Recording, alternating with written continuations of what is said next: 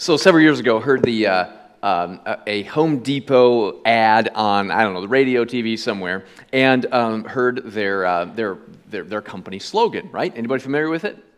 You can do it, we can.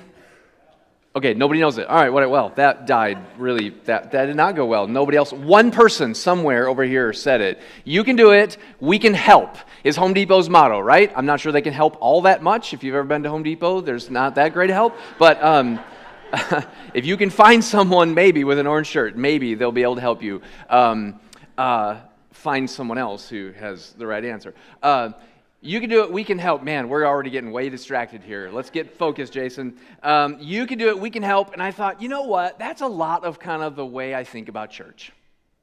That you, hopefully, you have a relationship with God that is thriving, have the Holy Spirit living in you, guiding in you. And then our job as a church is we come alongside and walk with you and encourage you, equip you, like you and the Holy Spirit living in you. You can do it. We can help. We would love to help. And as I was thinking about today's message and what we're going to talk about with these two stories that Jesus teaches us, here's what I see in today's message. If we can help you to keep moving towards God, it will make all of your life better. Here's the challenge that we often face, that when we talk about faith, church, religion, your spiritual life, too often we think of our spiritual lives or life with God as like this one little part of our life.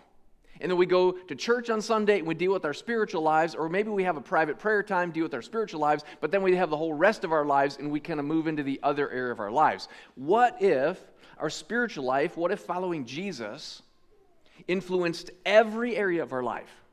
And then I firmly believe that if we can help you to keep moving towards God, don't stop, don't get stagnant, don't plateau in your faith, keep moving towards God, it'll make all of your life better.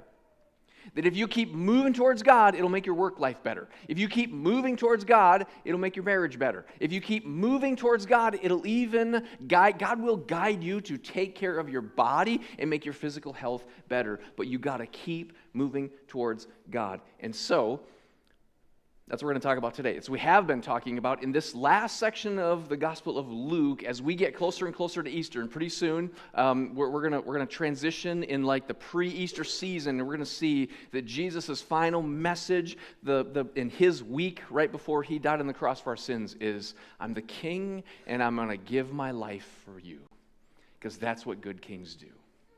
What we see in Jesus is he is the serving kind of a king. And so as he preaches and teaches, he stops and he sees someone in need and he says, what can I do for you?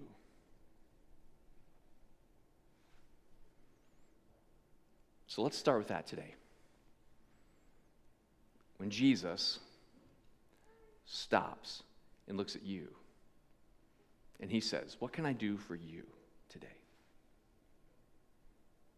What do you say? Not vaguely, not in general, like for you today. I want you to consider that. That's the driving question. Of course, it's a difficult question. It's a little bit vulnerable. And there's some things inside of us, some thought patterns, some old stories, beliefs, value systems that can keep us from an honest answer when Jesus asks a question like that. And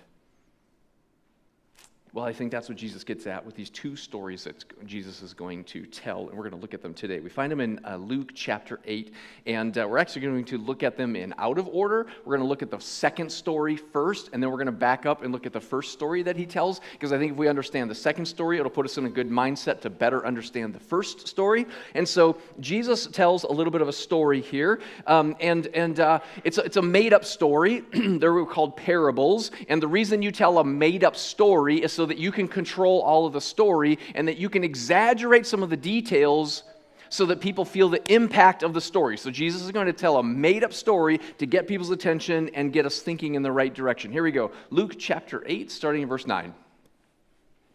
To some people who were confident of their own righteousness, and so they looked down on everyone else, Jesus told this parable.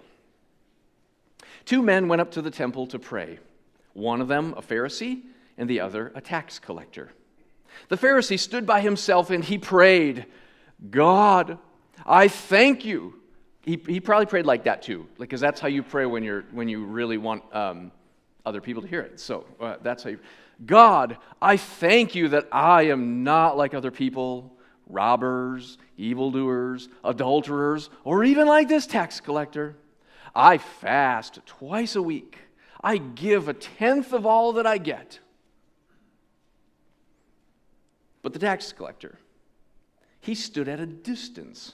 He would not even look up to heaven, but beat his breast and said, God, have mercy on me, a sinner. I tell you, okay, story's over. Now Jesus looks him in the eye and says, I tell you, this man, the tax collector, rather than the other, the Pharisee, went home justified before God.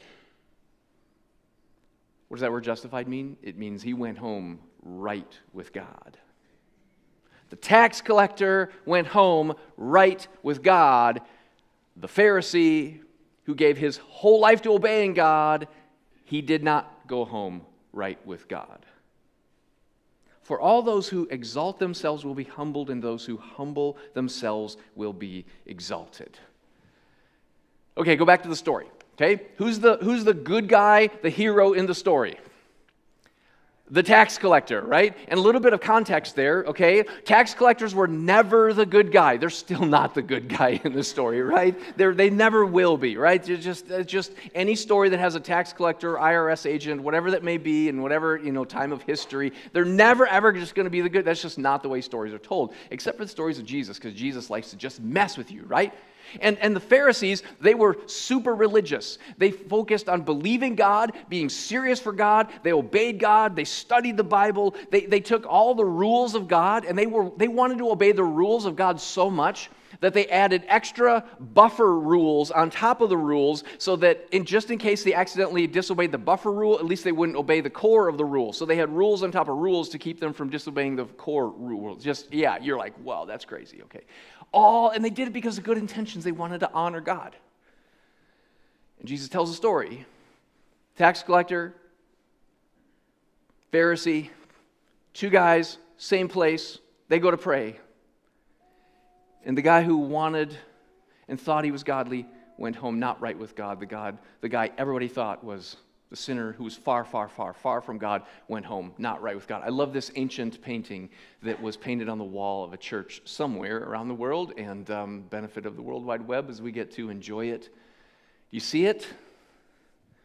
The tax collector on the right. Sorry, the Pharisee on the right. The tax collector on the left. And when you notice the angelic being, not really sure who that's supposed to be, because probably not Jesus, because there's wings and stuff, but whatever, the angelic being in the top, who is the angelic being facing, giving their attention to? The tax collector. So we've been thinking about okay, how do we imagine and kind of illustrate our faith and what it means to worship God, honor God, and kind of live out our faith. And well, if we were to use some of the little diagrams that we've used for the last couple of weeks, the Pharisee, he would definitely have preferred this kind of a way to view his faith, right? That there are insiders and there are outsiders, and you draw the line, and that if you're a good person, you obey the rules, and the line is like all the rules that you're supposed to obey and all the things you're supposed to do, and just kind of that's the boundary, right? And so he's like, God, I thank you that I'm in and I obey the rule, and then you've not made me like all the other people who are on the outside. This worked very, very well. It was very clear. It was very understandable, so that the Pharisee, this worked for himself, right? What's the problem? Look at his prayer, right? It's not even really a prayer when you think about it, right? They both went up to pray, two men up to pray, and the Pharisee, he prayed, God, I thank you. Okay, so that's a good way to pray. We should spend a lot of our prayers saying, God, thank you, and thanking God for things that he gives us. But it just goes off the rails after that, right? God, I thank you that wait. that I am now. He's already turned the focus away from God. He's not asking God for anything. He's not even thanking God that God has made him good or given him goodness, righteousness, anything like that. He just goes, God, thank you, and then gets completely obsessive about himself. In other words, he didn't even really need God to be there to pray this prayer. It wasn't even really a prayer. It was more like a public proclamation of how wonderful he was. Oh, God, thank you so much. I'm just so grateful, God, that I'm not like all these other losers around me. Like, the arrogance, which is the benefit of a made-up story, right? Jesus can make up the story, tell it however he wants to get the point. Interesting to note that he is looking up to heaven, but he's not looking to God. He's so obsessed with himself. He's looking only to himself. He wants everybody else to look to him. He wants all of the attention. In fact, he doesn't. Well, he would say he wants God to get the attention, but he really wants all the attention. The tax collector, on the other hand, fits the more preferable model that we think illustrates a better way to think about your faith. And that is, we just put something at the center, which we're going to propose is Jesus at the center. And really the question is not, are you in or are you out, but who are you facing and are you moving towards the center? And if Jesus is at the center, the question is not, are you in or are you out, but are you facing Jesus? And are you taking steps toward Jesus? And that is why in this story, the tax collector, who was the bad guy in every other story, is the good guy in this story, the one that we should model our lives after. He's the one who sets the good example, because even though he's looking down, he's actually facing God far more than the Pharisee. And while he's looking down, he's facing God, he's actually moving closer to God than the Pharisee, who fasts twice a week, gives a tenth of all that he has, and is super religious, super obedient.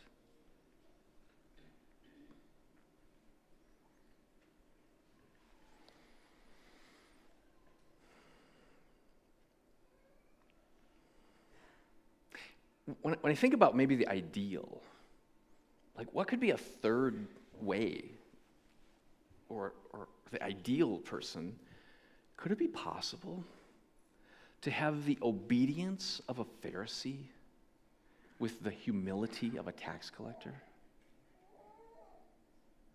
See, the reality is, the tax collector knew that his lifestyle didn't honor God. And Jesus is not saying it's okay. Jesus is trying to point out his humility here. But the reality is,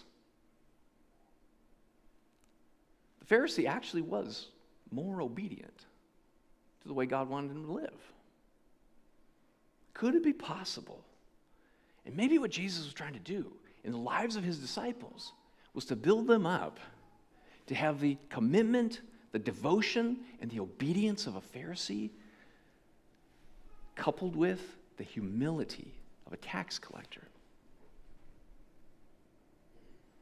And so we're going to talk about humility and the practice of humility, because that's really what this story is all about. Now, when we talk about humility, we do need to be careful to avoid unhealthy humility, because sometimes in church circles and in religious circles, we have accidentally promoted a very unhealthy kind of humility. Right? And unhealthy humility goes like this. Oh God, I'm just so worthless. I can't ever get anything right. I'm just a no good, dirty, rotten sinner. I can't even imagine how you would ever love me. I'm so terrible, filthy, and rotten. I'm a worm.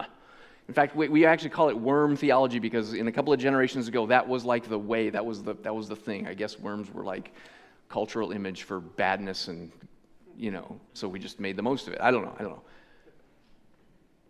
But the example, or the thought that says, God, I'm just worthless and can't get anything right, that's actually kind of a unhealthy version of humility. And do you know why it's an unhealthy version of humility? Because at the core, it's just like pride, an obsession with yourself. See, if pride is all about, look at me, how great and wonderful I am, me, Unhealthy humility says, me, I'm terrible, I'm awful, I'm bad, I. It's still an obsession with me. Healthy humility. Let's talk about this. Healthy humility, here's what it is. Number one, healthy humility looks to God. Healthy humility is obsessed with God. Healthy humility says, God, I love to come and worship, because God, when I worship you, I sing and celebrate your goodness. That God, you are so good. God, I celebrate your faithfulness. That God, when you make a promise, you keep it. God, when you speak the truth, it is always the truth, and every word that comes out of your mouth is the truth, and I can depend on it. God, you're faithful to yourself. You're faithful to your word. God, you are so patient with me. God, and right, that's a reference to me, but it's a celebration of how patient God is, and we say, thank you, thank you, thank you. Do you see the difference? That is why it's so important. Okay, that's why it's important to get here when the service starts and not be like, well, it's just the warm-up. The music is just the warm-up until the preaching starts, right? Then the real thing happens. No. Like, we start at 9 a.m. when the real thing starts and the worship cranks up, because we start saying, God, you are good. God, you have blessed us. God, you. And together we get our eyes on God and we obsess over Jesus and celebrate who God is. We want to get to know the character and the personality of God because of how good and wonderful God is. Healthy humility obsesses over who God is. And then, when I obsess over how wonderful God is, I begin to notice how I don't measure up. And I begin to notice the contrast between God's absolute faithfulness and how I wish I was there, but I'm just not. That is when humility really starts to take place. Healthy humility looks to God and obsesses over God first, then begins to self-evaluate and do some godly self-evaluation by doing it this way. Healthy humility dwells on my choices and behaviors, not labels and identities. You see, saying I'm worthless is a label and an identity that actually causes you, it will drive you to obsess about yourself. Saying, I should not have said that, focuses on a choice that I wish I would not have made, something I wish I would not have said, not a label. See, the label says, I'm a son of God. Ooh, no son of God ever should have said that. Oh, God, I'm sorry. You see the difference? Healthy humility dwells on my choices and my behaviors, not labels and identities. Therefore, if healthy humility looks to God, dwells in choices and behaviors, then healthy humility keeps me desperate for God's work in my life. Say, oh God, I want to do that a whole lot less often. God, would you come and strengthen me? God, you are a God of power, so God, would you strengthen me? God, I'm tempted to believe the lie that I'm worthless, so God, would you speak your truth to me? Healthy humility actually keeps me desperate for God's work in my life and keeps me from obsessing over myself. All right, now it is time for a little self-reflection. When you are honest,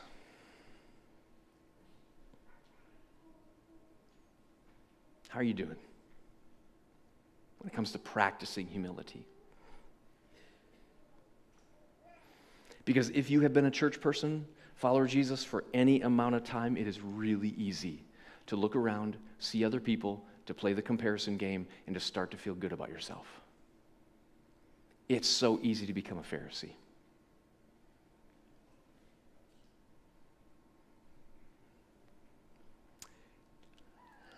In fact, maybe that's the starting point of humility today, is for you to say, oh God, the thoughts that I've allowed my mind to dwell on as I have judged and criticized and condemned other people to make myself feel better, God, I'm sorry. Oh God, would you pour out into me some of your patience that you show towards other people. Oh, God, would you give me some of that? And when Jesus says, what can I do for you? You say, God, pour out some of that mercy that you've shown to me. God, pour that into my life so I can show it to the people who drive me crazy. God, I need you. God, I'm desperate for you.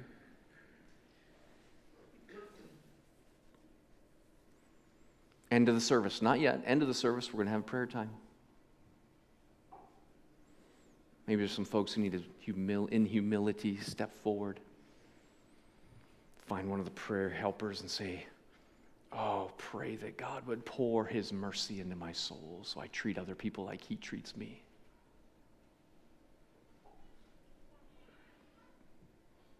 By the way, if you're worried about other people judging you when you come forward to pray, if they do, they're just being prideful, and then God's going to use that to get their attention, convict them of their sin. So, maybe you going forward will help them recognize their pride and get right with God. So,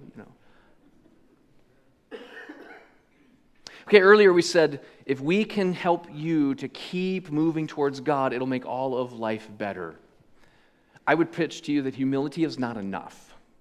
It's one of the pieces that God really wants to work in our heart. But I think another piece that God that connects the story right before it is to keep us, because humility is hard stuff, right? This is not an easy conversation we just had. So Jesus is now like, now let me give you the encouraging story and parable that's going to keep moving you forward.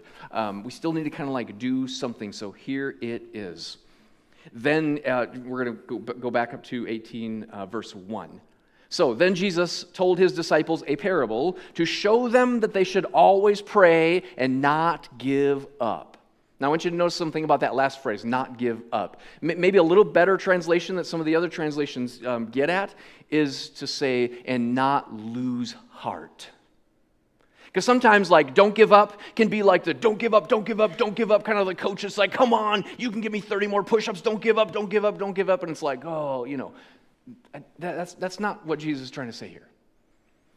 Jesus here is like, I want to tell you a story to encourage you to keep on praying and not lose heart. Because some of you, you've been praying, and you've been praying, and you've been praying about something big in your life, and you've been asking God for a long time. And you're teetering on the edge of losing heart. I don't know why it isn't happening. I don't know why God's not answering my prayer. I don't know why, but I'm just tired of praying the same prayer over and over and over. And you're about to lose heart. And today you're going to hear from Jesus a fun little story about why you should not lose heart. And he tells you this story to help us all not lose heart. Here we go. Here's the story starting in verse 2. So he said, in a certain town there was a judge who neither feared God nor cared what people thought. And there was a widow in that town who kept coming to him with the plea, grant me justice against my adversary. For some time he refused, but finally he said to himself, even though I don't fear God or care what people think, yet because this widow keeps bothering me, I will see that she gets justice so that she won't eventually come and attack me. End of story. Pray and don't lose heart. You're like, okay. Just keep praying, wear God out. Until God's like, man, I'm just going to give Jason what he wants, so stop bothering me. Trying to take a nap up here in heaven, and Jason's down there yammering day after day after day. Please, please, please, gimme, gimme, gimme. That seems like that's the application Jesus makes from the story, right? It's okay to say, yeah, this is one of the most confusing parables that people ask about. Like, what is Jesus trying to say here? Well, read on. Listen to what Jesus says. Verse 6, and the Lord said, listen to what the unjust judge says. And will not God bring about justice for his chosen ones who cry out to him day and night? Will he keep putting them off? I tell you, he will see that they get justice and quickly. However, when the Son of Man comes, will he find faith on the earth? This is one of those parables that's not like well, it's like, do like the widow did, even though God is not like the judge in the story. God is not an unjust judge who doesn't care about justice, doesn't love people, doesn't care. God loves people, and God is the author of justice, the maintainer of perfect justice always. And yes, God is the judge of the earth, the perfect judge of all of humanity, and He loves justice, He always maintains justice, and He always loves people. So God is not the unjust judge. Therefore, prayer is not just wearing God down until He finally gives in.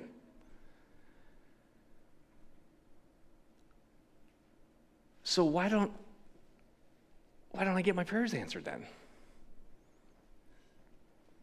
Because it's not like I've been asking for bad things. Why doesn't God answer my prayer? Do I need to remind Him? Am I not important to Him? Doesn't He care? And Jesus says, be like the widow. Move forward. Move forward. Keep asking. Keep asking. Keep asking. Keep asking. Keep asking. Don't lose heart. Because it's not like God the judge is not listening. It's not like God the judge does not care. To which we say, yes, but I just can't understand why God wouldn't answer this prayer. And whenever you're in a counseling session with somebody, and you say, I just can't understand why they would do that, you know what your counselor's going to say? The key phrase there was, I just can't understand. So let's take a little less focus on what they're doing and think about your demand for understanding. Maybe the real problem here, and I'm going to be real gentle with this, okay? But now that we're in a group counseling session, and since you said it, maybe this is about your demand to know. And maybe what's really going on here is you're struggling because you can't understand. Maybe when it comes to prayer, maybe, just maybe the timing isn't right. And that God, the good, wise judge, knows that the timing is not right to give you the answer to your prayer today. He's not going to tell you when the right timing will be, but keep asking, keep asking, keep asking. Don't lose heart. Keep asking. The timing's just not right yet. But don't lose heart. Because when you lose heart and you stop asking, even when you get the answer you were asking for, you won't notice it, or your heart will be bitter because you stopped asking and you lost heart. And so he says, just like the sweet little widow who just kept coming back day after day, and she kept asking. Don't lose heart. Keep asking. Maybe you are not mature enough to handle what you're asking for. But as you keep asking, and you keep pursuing Jesus, and you keep facing Jesus, and you keep moving forward to Jesus, that as you keep asking and Jesus works on your heart, Jesus grows you to maturity, Jesus strengthens you, pretty soon, you'll be ready. You'll be mature, and He'll says, now you can handle it, and He'll give it to you. But just maybe you're not mature enough yet. Maybe, and this one is totally not fair, I get it, but maybe your prayer has not been answered yet because other people's freedom will be taken away. And God, in His frustratingly perfect gift of freedom, He just gets to decide when we get our freedom and when our freedom gets overridden. And for some reason, the answer that you want and that you've been asking for would involve overriding someone else's freedom, and God's just not ready to do that yet. But as you pray and as you pray and as you pray, the Holy Spirit has been convicting that other person, working on that other person's life, bringing them to a place where they voluntarily say, okay, God, I give, and then the answer comes. And so keep praying. Don't lose heart. It truly might not be you, it might be them. How about unforeseen consequences of getting what you're asking for? Maybe the prayer that you've been praying for, you realize there are some consequences that if you get it, you might not like all of the consequences that you'll get along with it. And so God says, I'm actually protecting you from a blind spot you don't even know about yet by saying no or not yet to the answer to your prayer. You've been praying and praying and praying, but don't lose heart. Keep praying. Because sometimes as we keep praying, God teaches us how to reframe and re-ask the question and ask for something better than what we have been asking for. But that comes only as you're facing God and moving towards Him. See, what prayer does is prayer keeps you facing God. Keep asking, keep praying, keep praying. Don't lose heart. Keep facing God. Keep moving forward. Keep moving towards Jesus. Or maybe sometimes, and this is the testimony I've heard from lots of prayer warriors over the years, is that sometimes the reason God has not said yes yet to the prayer we keep praying is that God is allowing us to run out of other options so that we don't take the credit. And when all other options have been exhausted, that's when He says yes. And if none of these answers sound good to you, welcome to being human. This is the frustratingly wonderful part of the wisdom and justice of God. So here's what I'd recommend. Don't try to figure out why God has not yet answered your prayer. Follow the example of the widow, Jesus says. And just keep on praying, keep on asking, keep on asking, keep on asking, and don't lose heart. God is a good judge, and He brings justice swiftly. And by the way, when He says, when Jesus returns, will He find faith?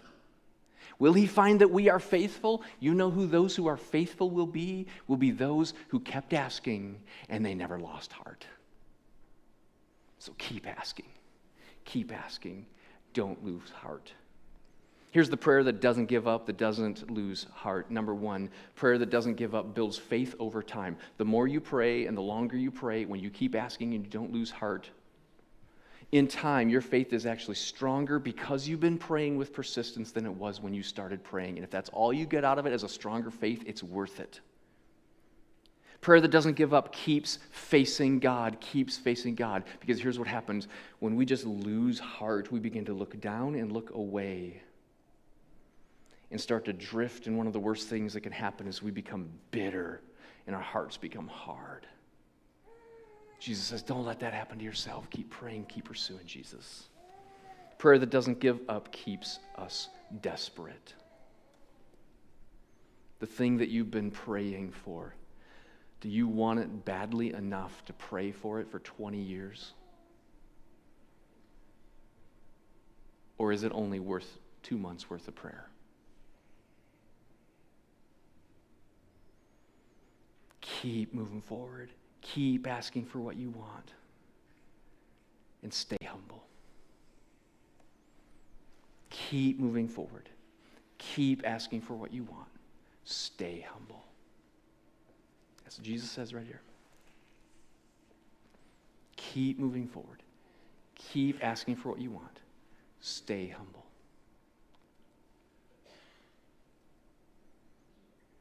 As I was thinking about this week, I was remembering probably about 20 years ago, a bunch of fellow pastors and I went away for a weekend, and we were planning some high school, middle school, high school events for a bunch of the churches on our district. And as we were sitting around sharing one morning and sharing how we could pray for each other, I said, guys, I just wish I could be more of a morning person. I'm such a night owl, but if I could be more of a morning person, I could get so much more done. I could be so much more effective.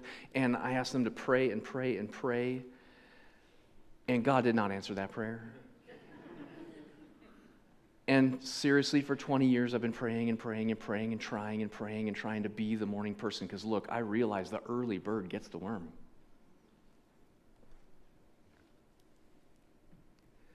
And you know what? I don't know how or why, but I have a hunch of one of the ways that God's been working and moving, or maybe it's just getting old. But for the last several months, I find myself waking up, getting out of bed earlier than ever.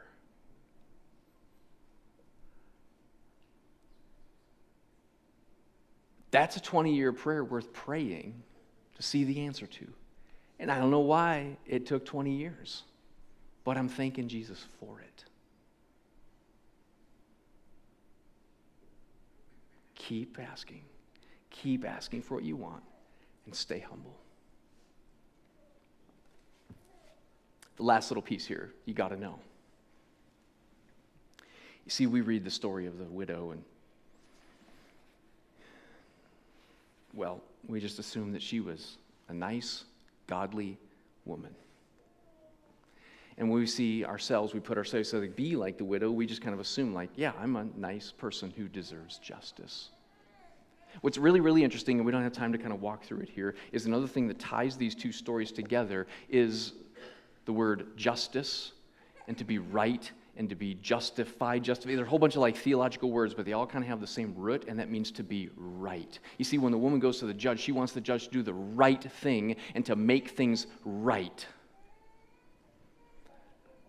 The Pharisee goes to pray, and he is convinced that he is right with God, and he tells all of the reasons that he is right with God, but he goes home not right with God. The tax collector assumes that he's not right with God, that he is guilty before God, and in humility, he repents, he asks for mercy, and he goes home right with God. And the most important experience of your life is for you to be made right with God. But it only comes as you recognize you're not nearly as good and wonderful as you think. You are so far from the nice, godly widow in the story. You and I are far more like the tax collector who is far from God. And you've got a long list of sins in which you've hurt other people and yourself and disobeyed God. And you need to be made right with God, where the judge of the earth declares you right. And that happened by the mercy of God when Jesus came. And in a couple of weeks, we're going to read the story of how he gives his life on a cross. And when Jesus dies on the cross, God, the righteous judge of the earth, maintains his own justice and gives mercy at the same exact time through the beauty of the cross. And God is both right and just in his judgment, and the one who makes us right with him through his son Jesus. And the most important act of humility that you can practice is to stand before God and say, God, I am a sinner who's disobeyed you, and I've hurt myself and other people, and God, I'm sorry. God, would you have mercy on me? Would you forgive my sins? Would you make me right? Restore my relationship with you. Turn me back towards you, oh God. I don't deserve it, but I plead your mercy. And God, who is rich in mercy, loves to give mercy and pours out his mercy on you. So, where are you today? When Jesus says, what can I do for you? How do you respond? Oh, God, make me right with you. If that's you today, that's your prayer today. Oh, God, give me the strength to keep on praying. Oh, God, I don't want to be a prideful Pharisee. I want to stop looking down on other people. God, I humble myself before you. What's your prayer today? When Jesus comes to you and says, what can I do for you today? Because I want you to keep moving forward, keep asking for what you want, and stay humble. What can I do for you today? Bow your heads with me if you would. And I want you to answer the question that Jesus asks you, what can I do for you today?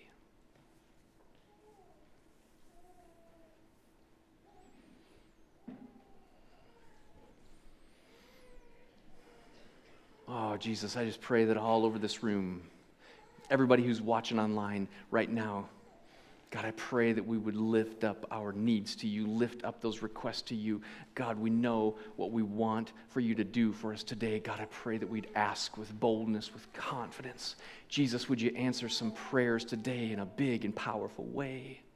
God, would you bring healing today in a big, powerful way, and we will give you all the credit and the glory. God, would you work and move today in a big way as we boldly respond to your invitation for what you can do.